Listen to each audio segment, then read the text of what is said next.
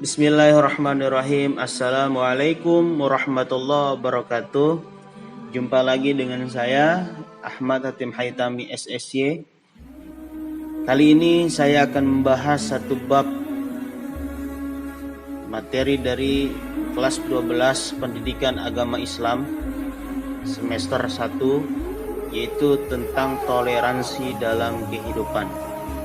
Anak-anakku sekalian, khususnya kelas 12 tingkat SMA, SMK, dan aliyah, berbicara tentang toleransi. Apa sih menurut kalian toleransi itu? Nah, kali ini saya akan bahas. Toleransi adalah sikap tenggang rasa, menghargai, membiarkan, atau membolehkan orang lain untuk berpendapat atau berpendirian yang berbeda dengan dirinya. Dalam hal ini, toleransi dilihat dari bahasa Arabnya, yaitu tasammuh, yang artinya sama-sama berlaku baik, lemah lembut, dan saling pemaaf. Dalam pengertian umum, toleransi adalah sikap akhlak terpuji dalam pergaulan. Lantas, apa sih toleransi dalam Islam? Toleransi dalam Islam bukan berarti bersikap sinkretis atau disebutnya sinkretisme. Tahu sinkretisme? Sinkretisme adalah suatu upaya untuk menyatukan agama-agama di seluruh dunia dengan harapan terbentuknya satu agama untuk seluruh umat. Penganut sinkretisme tidak mengakui adanya wahyu. Nah, ini nggak boleh nih terjadi dalam Islam. Jadi, pemahaman yang sinkretis dalam toleransi beragama merupakan kesalahan dalam memahami arti dari tasammuh yang berarti menghargai. Karena apa? Karena dapat mengakibatkan pencampuran antara yang hak dan mana yang batil, atau dalam bahasa Arabnya adalah talwithul haq bil batil. Karena apa? Karena sikap sinkretis adalah sikap yang menganggap semua agama itu sama. Sementara sikap toleransi dalam Islam adalah sikap menghargai dan menghormati keyakinan dan agama lain di luar Islam, bukan menyamakan atau mensederajatkan dengan keyakinan Islam itu sendiri. Sikap toleransi dalam Islam yang berhubungan dengan akidah sangat jelas, yaitu ketika Allah Subhanahu wa taala memerintahkan kepada Rasulullah sallallahu alaihi wasallam untuk mengajak para ahlul kitab untuk menyembah dan tidak menyekutukan Allah Subhanahu wa taala. Sebagaimana Allah jelaskan dalam Al-Qur'an, yaitu Quran surah Al-Kafirun ayat 1 sampai 6. Apa kata Allah? Bismillahirrahmanirrahim. Qul ya ayyuhal kafirun. Yang artinya, katakanlah Muhammad, wahai orang-orang kafir. Terus, la a'budu ma ta'budun. Aku tidak akan menyembah apa yang kamu sembah. Kata Allah Subhanahu wa taala tertera dalam Quran surah Al-Kafirun. Apa isi kandungan surah Al-Kafirun? Silahkan kita simak. Jadi asbabun nuzulnya surah Al-Kafirun ini turun, yaitu dalam satu buah riwayah menerangkan bahwa sekelompok pemuka kafir Quraisy datang menemui Rasulullah SAW. Kedatangan mereka dengan maksud dan tujuan mengajak Rasulullah SAW bersekutu dalam segala hal, termasuk dalam peribadahan. Kata mereka akan menyembah apa yang Rasul sembah. Beliau pun diminta menyembah apa yang mereka sembah. Bahkan mereka akan mengangkat beliau Nabi Muhammad SAW sebagai pemimpinnya. Dengan adanya peristiwa tersebut, maka turunlah surah Al-Kafirun. Nah, selanjutnya pada ayat kedua dan keempat, Rasulullah SAW menegaskan bahwa beliau tidak akan pernah menyembah apa yang disembah orang kafir, yaitu berhala. Dan pada ayat 3 dan 5 Rasulullah SAW juga menegaskan bahwa orang kafir pun tidak akan pernah menyembah atau tidak akan pernah menjadi penyembah apa yang Rasul sembah, yaitu Allah Subhanahu wa taala. Nah, pada ayat 6 Rasulullah SAW menegaskan bahwa orang kafir tetap kekeh pada agamanya, dan beliau pun bersama kaum muslimin tetap pada pegangan agama tauhid.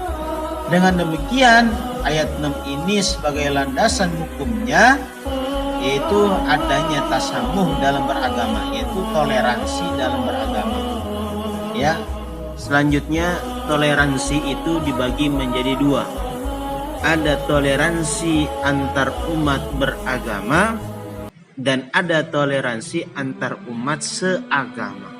Toleransi antar umat beragama dapat dimaknai sebagai suatu sikap untuk dapat hidup bersama masyarakat penganut agama lain dengan memiliki kebebasan dan menjalankan prinsip-prinsip keagamaan ibadahnya masing-masing tanpa adanya unsur paksaan dan tekanan, baik untuk beribadah maupun tidak beribadah dari satu pihak ke pihak lain. Sebagai implementasinya dalam praktek kehidupan sosial dapat dimulai dari sikap bertetangga. Kenapa? Karena toleransi yang paling hakiki adalah sikap kebersamaan antar penganut keagamaan dalam kehidupan sehari-hari. Sikap toleransi antar umat beragama bisa dimulai dengan hidup bertetangga, baik dengan tetangga yang seiman dengan kita atau tidak. Sikap toleransi ini direfleksikan dengan cara saling menghormati, saling memuliakan, dan saling tolong menolong. Hal ini telah dicontohkan oleh Rasulullah SAW saat beliau dan para sahabat sedang berkumpul. Lewatlah rombongan orang-orang Yahudi yang mengantarkan jenazah. Nabi Muhammad SAW langsung berdiri dan memberikan penghormatan. Seorang sahabat berkata, "Bukankah mereka orang Yahudi ya Rasul?"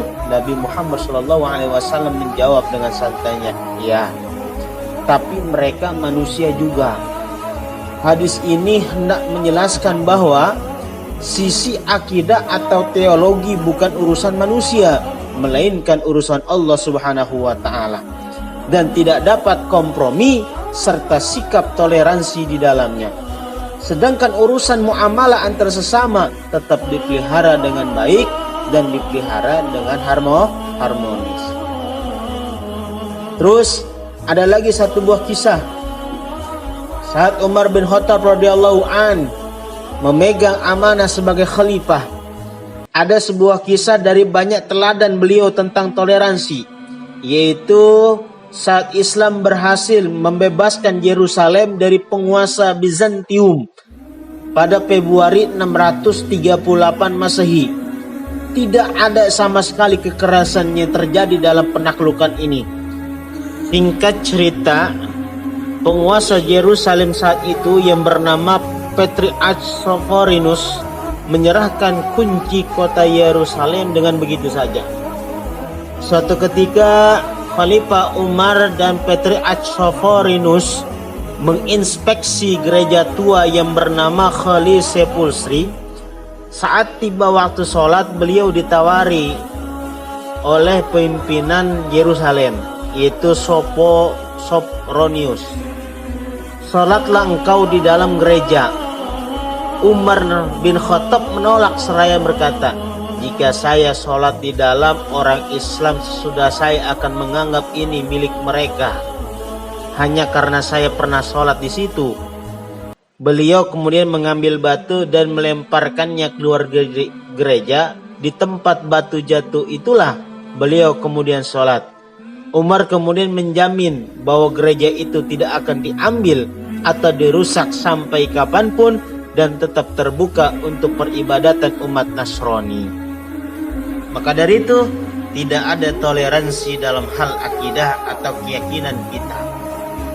Maka Quran Surah Al-Kafirun ayat 1 dan 6 sudah menjadi referensi betul untuk kita dan untuk agama selain daripada Islam.